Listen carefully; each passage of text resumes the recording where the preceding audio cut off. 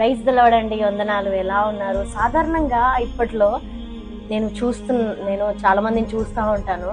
Mummy వాళ్ళ side ఎవరైనా relatives వచ్చారనుకోండి, ఒకలాంటి ప్రేమ చూపిస్తారు. డాడీ వాళ్ళ సైడ్ రిలేటివ్స్ ఎవరు వచ్చారనుకోండి, ఇంకోలాంటి ప్రేమ చూపిస్తారు. అంటే మనకి ఎవరి మీద ఇష్టం ఉంటుందో వారి మీదనే ప్రేమ చూపిస్తాం. ఇంకో వారి మీద మనము యాక్టింగ్ చేస్తూ ఉంటాము. ఎందుకండి? దేవుడు కలిగి ఉన్న మనము, దేవుని వాక్యం ఏమని సెలవిస్తుంది తెలుసా? ఏ కార్యము చేసినా, ఏ పని చేసినా ప్రేమతో చేయుడి అంటే ఆయన అన్ని ఎరిగి ఉన్నాడు కదా.